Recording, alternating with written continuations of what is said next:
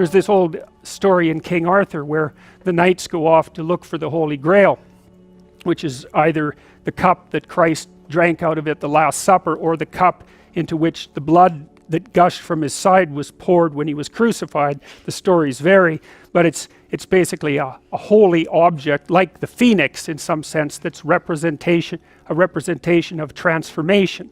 So it's an ideal, and so King Arthur's knights, who sit at a round table because they're all roughly equal, go off to find the most valuable thing, and where do you look for the most valuable thing when you don't know where it is? Well, each of the knights looks at the forest surrounding the castle and enters the forest at the point that looks darkest to him. And that's a good thing to understand, because the gateway to wisdom and the gateway to the development of personality, which is exactly the same thing, is precisely through the portal that you do not want to climb through. And the reason for that's actually quite technical. This is a Jungian presupposition too, is that, well, there's a bunch of things about you that are underdeveloped, and a lot of those things are because there's things you've avoided looking at because you don't want to look at them, and there's parts of you you've avoided developing because it's hard for you to develop those parts. And so it's by virtual necessity that what you need is where you don't want to look, because that's where you've kept it. And that's why there's, an idiosyncratic element of it for everyone. Your particular place of enlightenment and terror is not going to be the same as yours, except that they're both places of enlightenment and terror. So they're equivalent at one level of analysis and different at another. So anyways, back to fiction and what it does. It distills truth, and it produces characters that are composites. And the more they become composites, the more they approximate a mythological character. And so they become more and more universally true and more approximating religious deities. But the problem with that is they become more and more distant from individual experience. And so with literature, there's this very tight line where you need to make the character more than merely human, but not so much of a god that, one of the things that happened to Superman in the 1980s, Superman started out, he's got a heavenly set of parents, by the way, and an earthly set of parents, and he's an orphan like Harry Potter.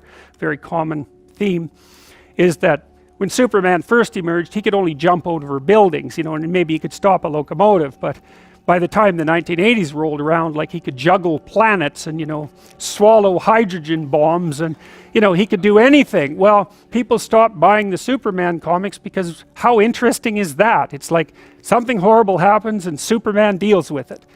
And something else horrible happens and Superman deals with it. And it's like, that's dull. He turned into such an archetype. He was basically the omniscient, omnipresent, omnipotent God, and that's no fun. It's like God wins, and then God wins again, and then again God wins, and so then they had to weaken him in different ways with kryptonite. So green kryptonite kind of made him sick, and red kryptonite, I think, kind of mutated him, if I remember correctly. And anyways, they had to introduce flaws into his character so that there could be some damn plot, and that's something to think about.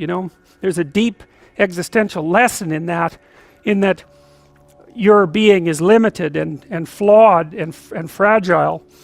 You're like the genie, which is genius in the little tiny lamp, this immense potential, but constrained in this tiny little living space, as Robin Williams said when he played the genie in Aladdin. But the fact that you have limitations means that the plot of your life is the overcoming of those limitations, and that if you didn't have limitations, well, there wouldn't be a plot, and maybe there would be no life. And so that's part of the reason why perhaps you have to accept the fact that you're flawed and insufficient, and live with it and consider it a precondition for being. It's at least a reasonable idea. So anyways, one of the main characters is the country, the known, the explored territory. We went over that a bit, and it always has two elements. I mean, your country is your greatest friend and your worst enemy, because it squashes you into conformity and demands that you act in a certain manner and reduces your individuality to that element that's tolerated by everyone else. and it constrains your potential in a single direction, and so it's really tyrannical. But at the same time, it provides you with a place to be and all of the benefits that have accrued as a result of the actions of your ancestors and all the other people that you're associated with. So there's the good tyrant, or the bad tyrant, and the good king, and those are archetypal figures, and that's because they're always true, and they're always true simultaneously, which is partly why I object to the notion of the patriarchy, because it's a it's the what do you call that? It's the apprehension of a mythological trope, which is that of the evil tyrant, without any appreciation for the fact that the archetype actually has two parts, and the other part is the wise king. And you can tell an evil tyrant story about culture, no problem, but it's one-sided, and that's very dangerous,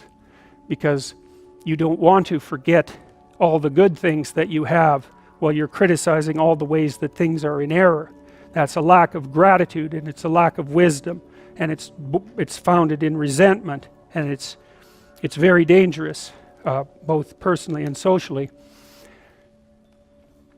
I told you that Captain Hook is a tyrant because he's got this crocodile chasing him, and the crocodile has a clock in its stomach, and that's death. It's like, obviously, right? Tick, tick, tick, tick. And it's a crocodile, and it's under the water, and it's already got a taste of him, so he's being chased around by death, and that makes him terrified and resentful and cruel and bitter, and so he's a tyrant. And he wants to wreak havoc everywhere. And then Peter Pan, of course, looks at Captain Hook and thinks, why the hell should I grow up and to be a tyrant and sacrifice all the potential of childhood? And the answer to that is, the potential sacrifices itself if you don't utilize it as you mature, and you just end up a 40-year-old lost boy, which is a horrifying thing to behold. It's almost as if you're the corpse of a child, the living corpse of a child, because who the hell wants a 6-year-old, 40-year-old? You're a little on the stale side by that point, and not the world's happiest individual. So, your potential is going to disappear because you age anyways, and so you might as well shape that potential in a particular direction and at least become something, no matter how limited, rather than nothing. So, Peter Pan, that's a great story. It's a great mythological story. So let's talk about tyrants. Well, not only are they mythological figures, but they exist, and they tend to be deified. I mean, Stalin was, for all intents and purposes, God the Father in Soviet Russia, although he was pretty much only the worst elements of Old Testament God, who was, constantly smiting people and wiping out populations and doing all sorts of things that seemed to be quite nasty. But nonetheless, people worshipped him in many ways, and he's a representation of just exactly what goes wrong when things really go wrong, when people stop paying attention, and when they all lie. Because one of the things that characterized the communist state was that no one ever got to say anything they actually believed, ever. And that was partly because 1 out of 3 people was an informer, which meant if you had a family of 6 people, 2 of them were informing on the government about you, and that included your own children.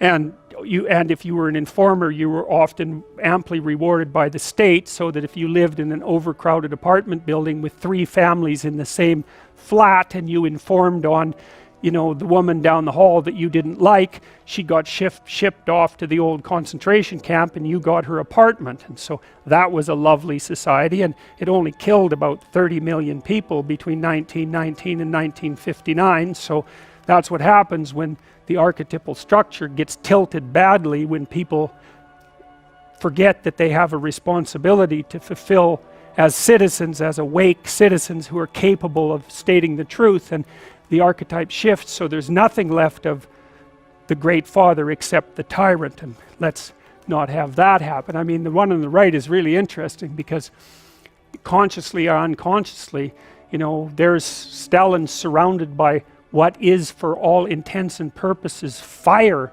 He looks like Maleficent in Sleeping Beauty when she shows up at Aurora's christening. She puts her arms up in the air and green fire surrounds her. It's like